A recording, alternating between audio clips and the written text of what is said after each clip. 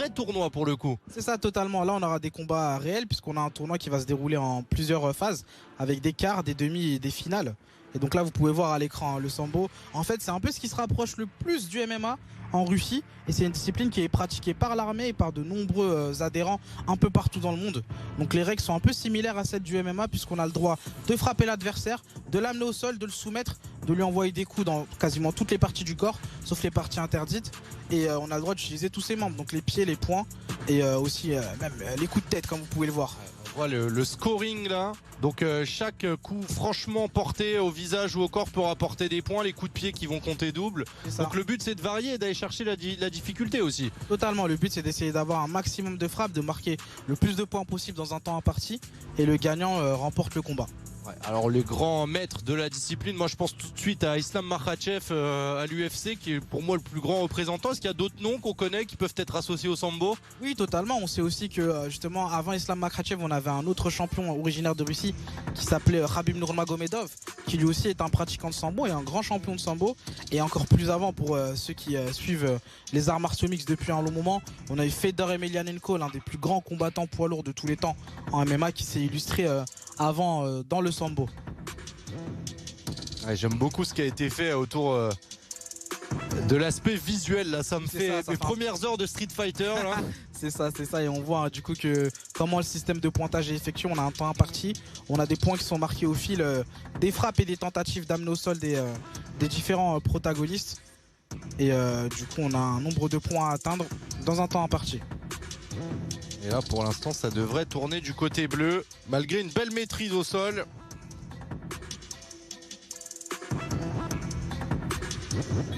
Et donc voilà un arsenal de frappe qui est vraiment très large. On a le droit au coup de poing, au coup de pied, même au coup de tête. Donc là c'est une vraie compétition au milieu du festival. Juste pour être précis, on va avoir des quarts de finale, des demi-finales et une finale de sambo combat. Ça va un peu ponctuer toute la soirée avec des quarts de finale, donc 4 combats, puis 2 demi-finales et une finale en toute fin de soirée. Donc là c'est vraiment une vraie opposition, une vraie compétition qui a lieu entre ces jeunes pratiquants. Vous l'avez compris, il y aura donc 4 quarts de finale, ensuite les demi-finales, puis la finale. Et ça je trouve que c'est vraiment un ajout hyper intéressant à ce festival d'avoir une petite compétition à suivre. Ça permet de voir la vraie application justement d'un art martial, à savoir le sambo dans un cadre compétitif avec tout le système de pointage et de compétition qu'il y a justement. En 2022, son adversaire, Ismaël Mamoudi. Et pour le coup, ce système de points qui est très malin, je trouve, au sambo, parce que c'est vrai que dans le MMA, parfois, on a ce qu'on appelle les décisions des juges.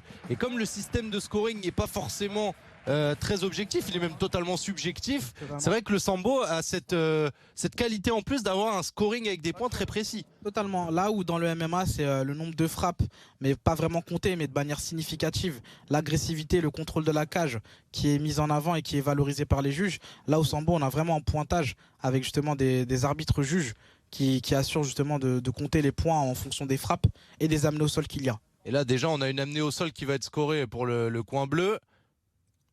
Totalement, on voit une tentative de maîtrise de l'adversaire. Effectivement, peut-être aussi une spécificité, c'est qu'on est sur des gants à bourron. On n'est pas exactement sur les mêmes mitaines qu'en MMA. Oui, totalement. Les mitaines sont un peu différentes en termes de poids. Donc, ce sont des mitaines qui sont plus lourdes et aussi en termes de forme. Et là, on va avoir un point qui va tomber pour le coin bleu. Le combattant en bleu. N'hésitez pas à encourager les deux combattants pour ce premier quart de Là, finale. on repart sur une nouvelle phase et ça démarre toujours debout. On le voit avec des échanges de coups de pied, de coups de poing. Et souvent une tentative d'amener au sol. Ouais, très belle frappe. Ouais, c'est très intense. Il y a des coups de genoux qui sont partis. Oui, on voit une belle tentative de d'amener au sol qui a manqué. Ouais, et ça a sécurisé une amenée au sol pour notre ami en bleu qui là va circuler autour et va essayer de sécuriser la position dominante. Totalement, on voit qu'il essaye de maîtriser le poignet de son adversaire et de le caler entre ses jambes pour pouvoir, pourquoi pas, tenter une prise de soumission. Et donc on a du coup un arrêt de l'arbitre.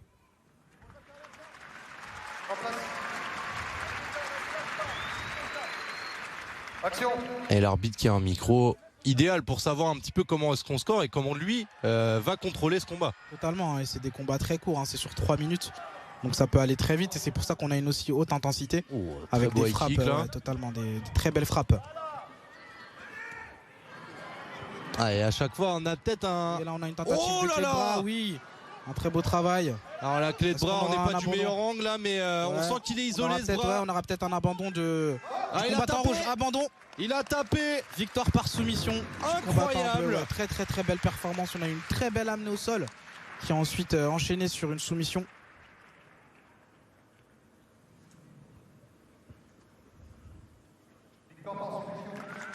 Ah, elle est très bien amenée cette victoire par soumission. C'est ça, une très belle performance. Esmaël Mahmoudi qui avait l'air plus à l'aise au sol, j'ai l'impression. Il a remporté tous les échanges où on se dirigeait vers le tatami. Très rapidement, il a essayé d'amener le combat au sol. Et du coup, il est directement qualifié pour les demi-finales. Et là, on enchaîne avec le quart de finale, le deuxième quart de finale entre Alexandre Deschiens et Mehdi Malek. N'hésitez pas dans le chat de la chaîne Twitch RMC Sport, nous vous lisons si vous avez des questions ou autres, mais pour l'instant c'est vrai qu'on apprécie la compétition, c'est suffisamment bien expliqué, illustré par Karadé Bougido avec ses petites vidéos d'introduction, donc c'est super. Ouais, totalement, on sait qu'ils sont habitués, hein. C'est la 36e édition, bientôt 40 ans qu'ils font des festivals d'arts martiaux, donc ouais, c'est parti pour le deuxième combat. Oh, ça combine très fort d'entrée en ligne. Donc on a du coup Alexandre Deschiens qui est habillé en rouge face à Mehdi Malek en bleu. Et on voit également, on peut saisir justement en haut de kimono, je vais dire, mais ça doit pas être exactement le terme, qui peut aider pour se serrer au sol un peu. Ouais, c'est ça, on a ce qu'on appelle un gi qui nous permet du coup de saisir l'adversaire et ça a un avantage qui peut être considérable. On sait que par exemple en MMA on est torse nu, donc on n'a pas cette dimension là de saisie des vêtements. Un joli travail. Oui, et les coups qui viennent du bas. Oui. Mais la séquence de sol qui va être interrompue par l'arbitre. En tout cas, c'est très spectaculaire, très dynamique. Ah oui, ça va très vite, les amener au sol et les frappes. C'est ce sambo combat là. Je pense que ça va être une découverte pour beaucoup de gens et ça va plaire. Oui, franchement, c'est une discipline qui est très complète. On le rappelle, il y a des frappes, de la lutte, des tentatives de soumission et on a même le droit au coup de tête. Donc c'est une tête avec casque quand même. Avec casque précise bien sûr.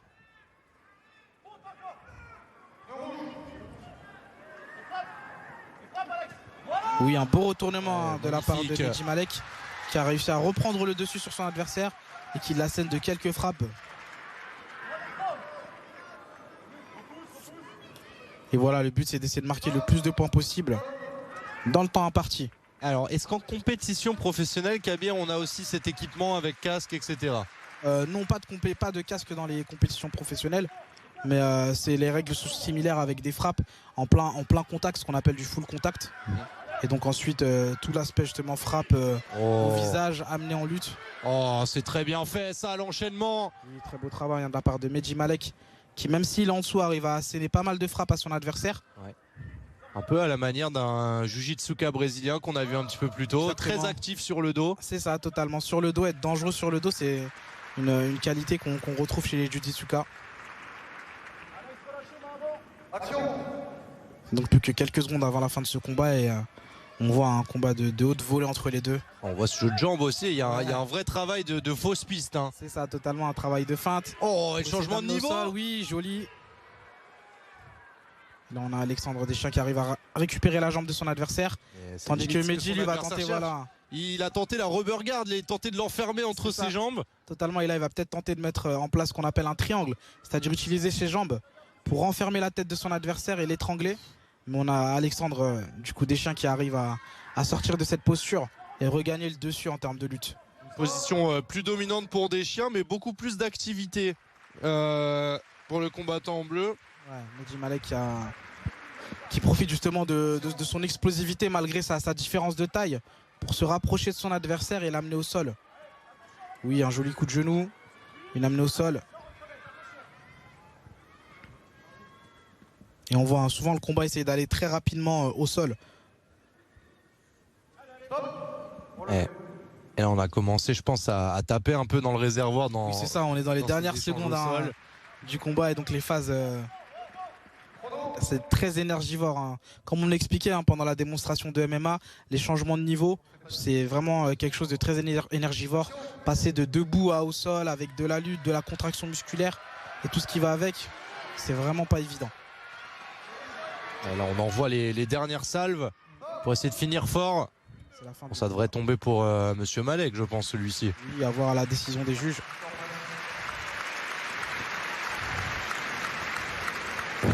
Superbe combat en tout cas pour ce deuxième quart de finale. Oui, c'est ça, hein, et on en aura plein d'autres. On a encore 2 quarts de finale, puis les demi un peu plus tard et enfin les finales en fin de soirée. La finale.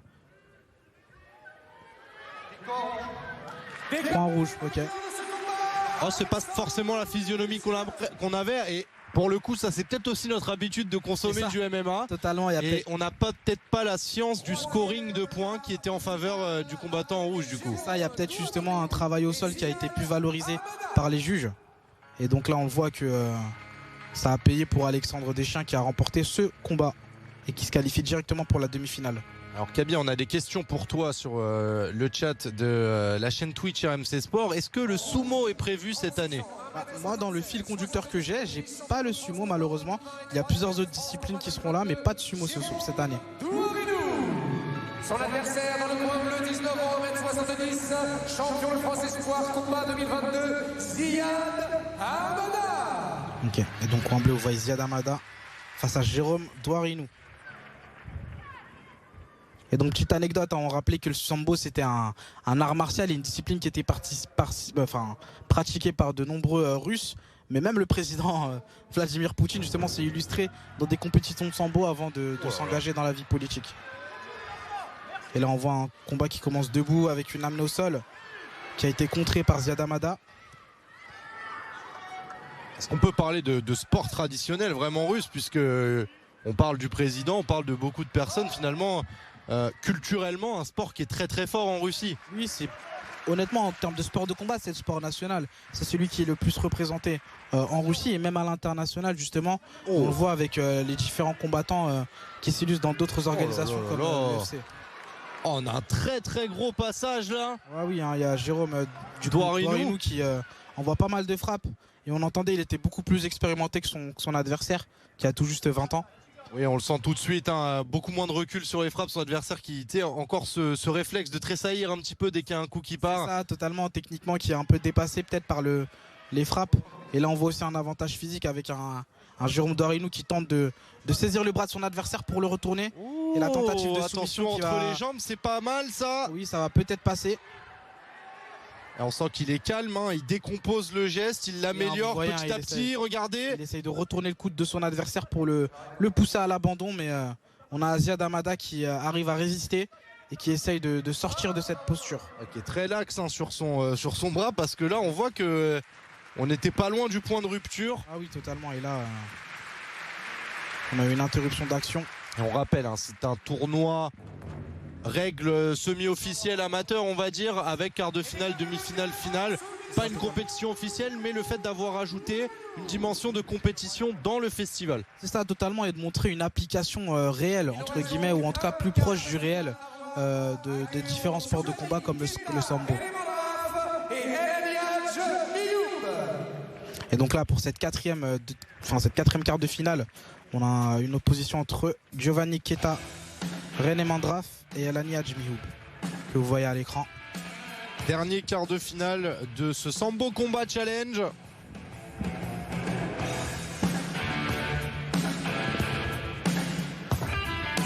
Et puis on le rappelle, après les quarts de finale, bien évidemment, les demi-finales qui arriveront un peu plus tard à la suite des démonstrations d'autres disciplines. Et à la toute fin de la soirée, ne manquez pas la finale du coup entre les deux gagnants. On a encore beaucoup de choses à se mettre sous la dent après cet interlude Sambo Combat. Ne vous inquiétez pas, il y aura encore pas mal de trucs spectaculaires qu'on vous réserve. Ouais, il y a plein de petites surprises et des guests qui arrivent aussi.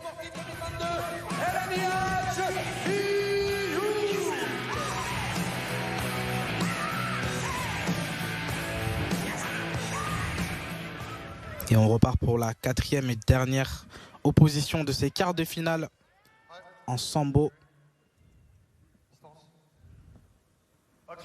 Allez, c'est parti. Oh, ça a commencé avec un crochet très large. C'est ça, ça commence. Oh, et un autre. On a Miubaj qui essaye de toucher avec ses crochets larges. Tandis que Giovanni Keita, lui. Oh, c'est bien retourné retourné qui a ça. été retourné totalement. Et je vois les réactions dans le chat de la chaîne Twitch RMC Sport. Effectivement, c'est expéditif, c'est tout de suite du très gros rythme. Le sambo, là, on n'a pas le temps de décoder, d'analyser. C'est ça, on est sur des oppositions de 3 minutes, donc il faut vraiment tout donner, essayer de marquer un maximum de points et de faire une bonne impression auprès du juge arbitre avec des frappes efficaces et des tentatives de soumission au plus proche possible. Tentative de clé de bras, là, attention. Ouais. Oh, ça s'est transformé vers un triangle. Ouais, on va remettre le casque, je pense, avant. Ouais, on repart d'une position debout. Alors triangle, on rappelle, compression de la tête et du coup peut-être parfois avec le bras inclus qui fait un étranglement où vous êtes avec vos cuisses autour de la tête de votre adversaire. C'est ça, le but c'est de boucher les canaux sanguins de l'adversaire pour le faire abandonner et s'il n'abandonne pas, le faire perdre connaissance. Là, ça combine bien. Ouais, il est court ce crochet large. Et on a du coup des crochets très larges de la part de Miubaj. Peut-être un peu stéréotypé, souvent le bras arrière qui va chercher loin sur le côté. Ah oui. Un petit instant pour le gi repositionner la ceinture et le gi. Alors effectivement, tu me corrigeais tout à l'heure, la différence entre un kimono et un gi, c'est qu'un gi n'a pas de manche. Oui, c'est ça, totalement. Donc c'est plus les tenues qu'on retrouverait avec Ryu et Ken dans Street Fighter. C'est ça, ça fait penser un peu à la Street Fighter totalement.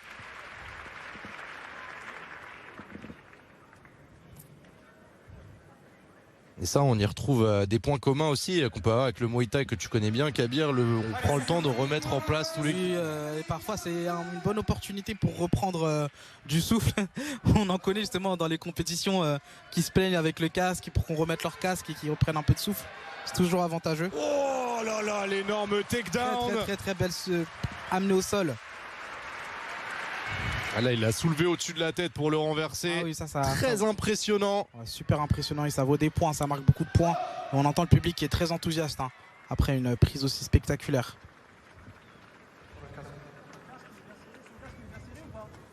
Ah, apparemment, on va vérifier le serrage des casques. Ok, une reprise de combat.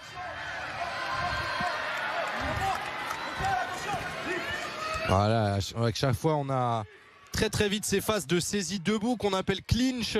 C'est ça, totalement. Et ça, c'est une phase dans laquelle on essaie de contrôler au maximum les bras et les jambes de son adversaire pour éviter de prendre des coups. Et une très belle amenée au sol de la part de Miubaj. C'est vraiment hyper intéressant parce que ça donne des combats avec des formats très condensés, mais on voit énormément d'activités. On voit l'arsenal technique qui est vraiment très varié avec des frappes debout, des frappes au sol, des amenées au sol et des tentatives de soumission. Un combat ultra dynamique, on va arriver dans les dernières secondes normalement de ce dernier quart de finale de Sambo Combat Challenge. C'est une parenthèse au milieu du Festival des Arts Martiaux avec une mini compétition en quart, demi et finale pour vous montrer une vraie application du Sambo Combat pratiqué en tant que sport et compétition. Totalement, entre justement le Festival des Arts Martiaux, c'est une opportunité de montrer de nombreuses disciplines, notamment à travers des démonstrations.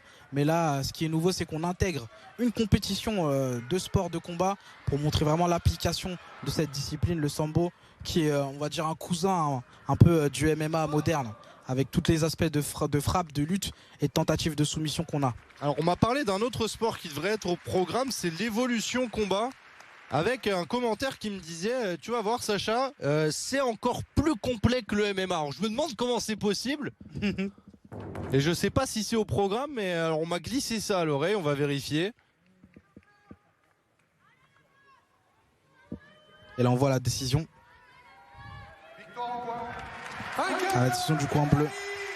Oui, bon, c'est l'impression qu'on en avait. Oui, pareil, mais c'était une très belle... On voit que c'est une belle ambiance et ça c'est les images qu'on adore et qui, je pense, faut démocratiser. C'est qu'à la fin d'un combat de MMA, de sambo combat, etc., il y a toujours cette immense démonstration de respect. Totalement. Et j'allais dire presque d'amour, non mais de fraternité finalement entre les combattants. Totalement, en fait, il y a le respect et justement là, on sait que la personne en face a fait autant, voire parfois plus de sacrifices que nous pour pouvoir en arriver là. Il y a l'entraînement, et donc même s'il y a un affrontement à la fin, il y a toujours ce respect entre les deux différents protagonistes d'un combat. Voici Gilles Hiddet et ses experts qui nous présentent du Krav Maga. Sur les phases de demi-finale de ce tournoi. C'est ça, et on rappelle qu'il y a un système de pointage, de scoring qui est très précis dans le sambo, à l'inverse du MMA. Il y a vraiment chaque coup qui apporte un nombre de points, et celui qui a le plus grand nombre de points à la fin du round là dans cette compétition là s'impose. On va distinguer une frappe directe à la tête, une frappe au corps, une amenée au sol sur les fesses, sur le ventre, etc. Ça, une prise sur le dos totalement. Et donc là on a les gagnants des 2 premiers combats.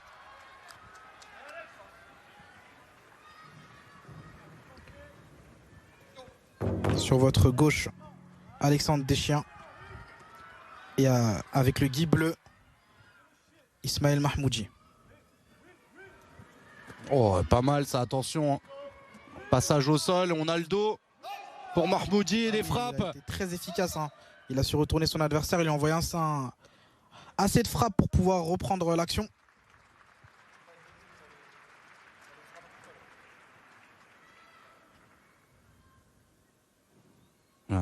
Faire attention sur les frappes au sol. Est-ce qu'il y a des catégories de poids au sambo comme au MMA? Oui, mais elles sont beaucoup plus larges. C'est pas comme au MMA qui s'inspire de la boxe anglaise avec des catégories de poids type poids léger, poids moyen, poids welter, poids lourd, etc. C'est des catégories sur des vagues beaucoup plus larges, de 10 à 15 kilos parfois même. D'accord.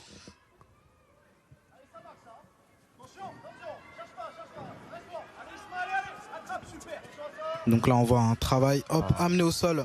Oh, attention ce bras, la clé de bras. Attention, la clé de bras qui va peut-être passer. Ouais, il a changé sa position, il tourne bien. Oui, belle défense de la part d'Alexandre Deschiens, qui a su retirer son bras, qui allait se faire tordre par son adversaire. Ça bouge bien au sol, c'est très actif. Donc on le rappelle, c'est une discipline très physique, puisque justement le fait qu'on mixe les frappes debout et les aspects de lutte et le travail au sol, c'est vraiment énergivore, et notamment toute la partie changement de niveau, donc le fait de passer de debout au sol, se relever, changer de position, c'est vraiment très énergivore, et encore plus dans ce contexte de sambo combat où on a des reprises de 3 minutes et donc dans lesquelles il va falloir être le plus explosif possible. Là, on est dans un contexte semi-compétition, donc il faut aussi gérer son effort pour être performant sur une finale, pour enchaîner les combats. Et c'est un peu ça qui est compliqué dans les compétitions de ce genre, c'est qu'on doit gérer avec les blessures, les coups qu'on prend et l'énergie qui s'amenuise au fur et à mesure des combats, bien sûr. Est-ce qu'on demande dans le chat AMC Sport, est-ce qu'il y a droit aux étranglements également? Oui, totalement, on a le droit aux étranglements, et d'ailleurs on le voit, voilà, à l'instant on a une tentative de triangle. On rappelle une grosse pression avec les cuisses là. Oui, autour du cou. Oui, le but du triangle, c'est de prendre ses jambes et d'essayer d'étrangler la tête et de prendre aussi éventuellement le bras de l'adversaire pour lui couper la circulation sanguine.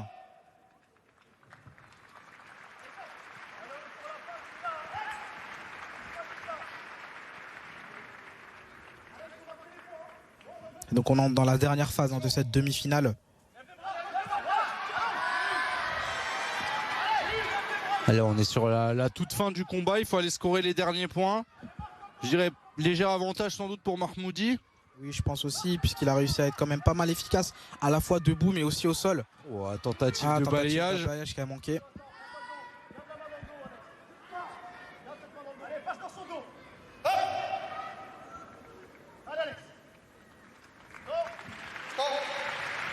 C'est terminé. On va élire le gagnant. Et pour une place en finale, pour cette première demi, entre Deschiens et Mahmoudi. Mahmoudi en gui bleu, Deschiens en gui rouge sur la gauche de l'écran. Le gui qui est ce kimono sans manche, enfin ou à manche élargie et très courte.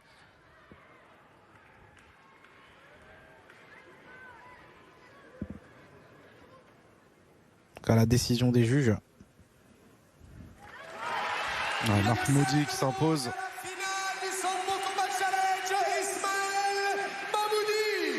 Ouais, victoire sans surprise malgré une belle performance de la part d'Alexandre Deschiens, mais on a Mahmoudi qui a été beaucoup plus offensif.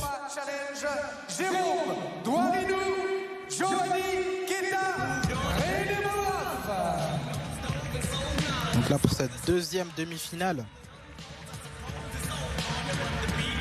on verra qui entre ces deux protagonistes pourra affronter Mahmoudi pour la finale.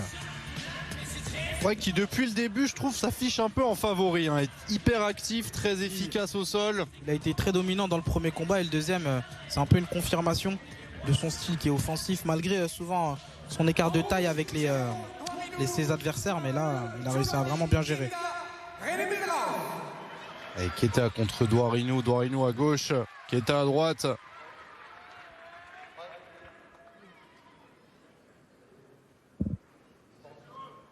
Pour cette deuxième demi-finale, pour avoir le ticket pour affronter Mahmoudi en finale de ce Sambo Combat Challenge. On vous le rappelle, l'art martial enseigné dans l'armée russe.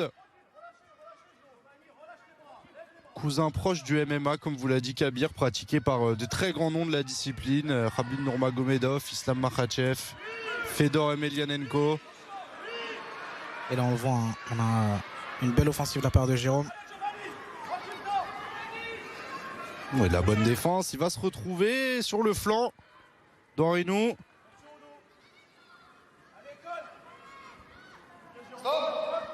Et là on a une action qui reprend.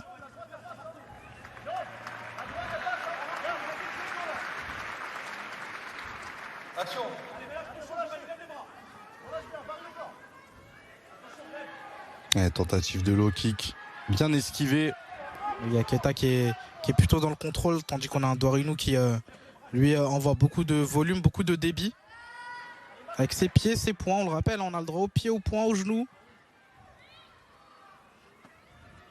Douarino qui est le plus offensif. Oui, un peu comme dans son premier combat, il cherche à marquer des points en frappant son adversaire un peu dans des zones différentes. Allez, crochet là. Oh, il a touché là 2 fois. Et il peut scorer, l'amener au sol. Non, c'est bien défendu. Oui, attention là. Keita qui saisit et qui essaie d'étrangler Douarino dans une prise qu'on appelle la guillotine. On va chercher à joindre ses mains en passant sous le cou de l'adversaire. Totalement, pour provoquer encore une fois un étranglement qui fait soumettre l'adversaire et abandonner très souvent.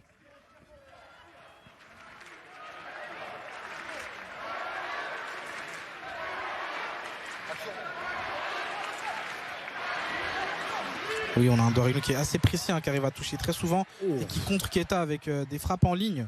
Donc avec son poing, il envoie des directs.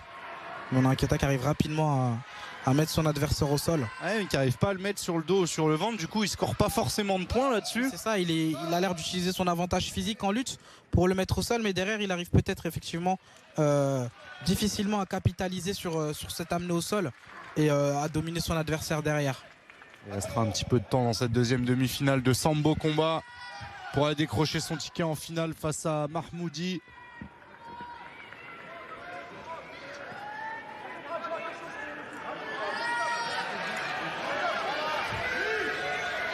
On a un Douarino qui est vraiment plus précis. Hein. Oui. On a une amenée au sol qui a été un peu contrée par Keita, qui arrive à prendre le dos de son adversaire.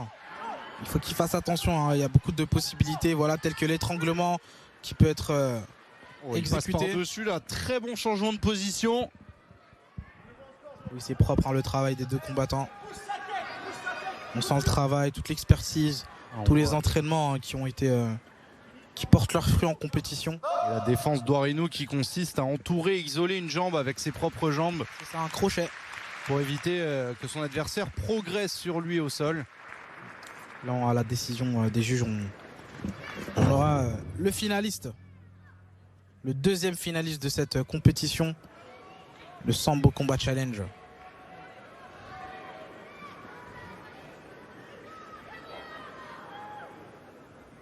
Et sans grande surprise, encore une fois, hein. On va avoir une très très belle finale, je pense. Entre Mahmoudi et Douarino.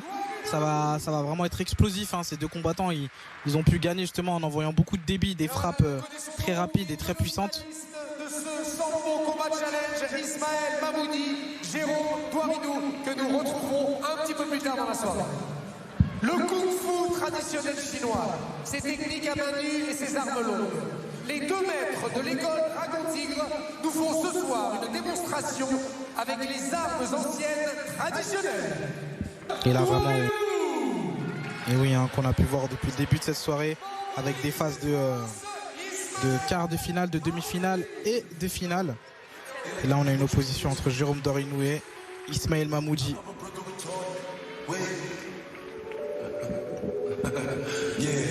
On le rappelle, hein, pour ceux qui nous rejoignent au Festival des Arts Martiaux, tout au long de cette soirée, nous avions eu des différentes démonstrations d'arts martiaux, plus ou moins anciens, de différents horizons, tels que le kung-fu, le taekwondo, les arts martiaux médiévaux.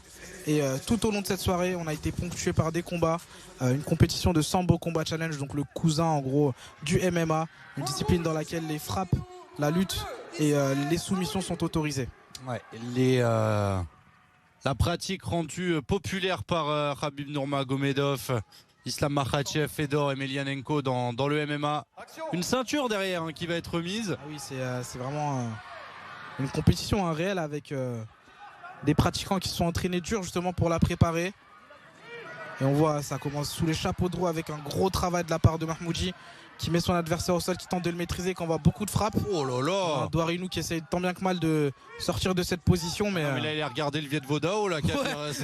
Il essaye de le contrôler avec ses jambes en faisant un ciseau, c'est vrai. Oh, attention, ça peut aller très vite. On a peut-être une tentative de soumission. Ouais, on est sur le genou. Ah, on a une grave blessure, il me semble.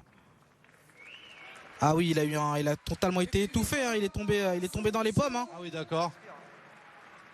Il est tombé dans les pommes, voilà pourquoi on lui tend les jambes. Oui, Jérôme Douarinou malheureusement a été très rapidement mis hors combat avec une soumission. Incroyable, et oui.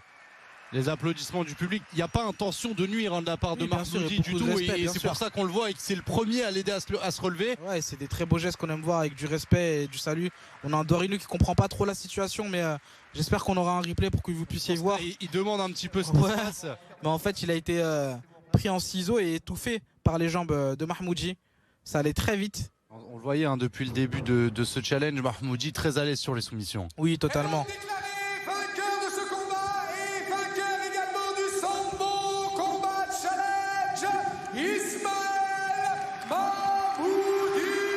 Incroyable prestation. Ouais, c'était une excellente prestation de la part de Mahmoudi qui a réussi à... on sent qu'il y a un peu de tension dans son visage. Ça lui a pas plu, j'ai l'impression de gagner comme ça. Oui, ça allait très vite et il a visiblement eu beaucoup de soucis pour son adversaire.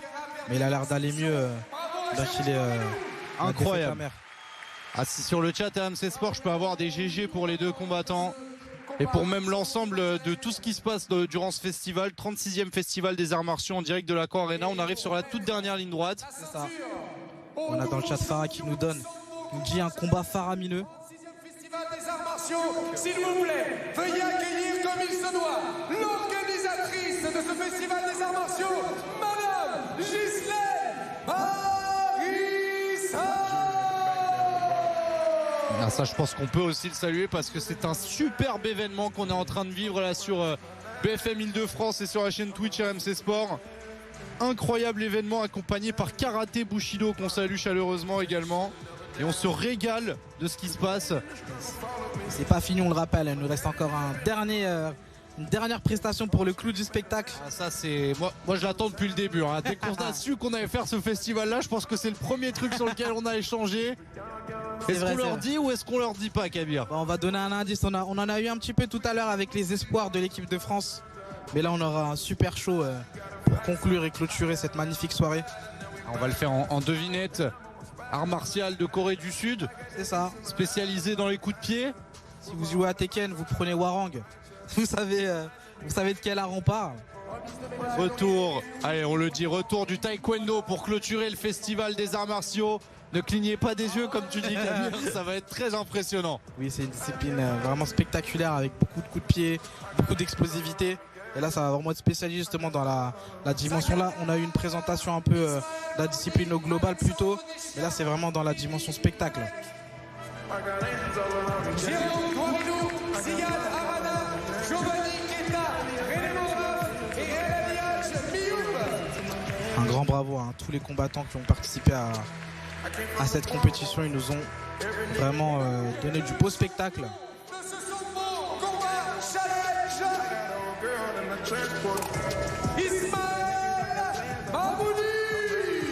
On voit Ismaël Mahmoudi qui très modestement remercie le public avec 3 magnifiques combats qu'il a dominés de bout en bout. Et on le voit très modeste.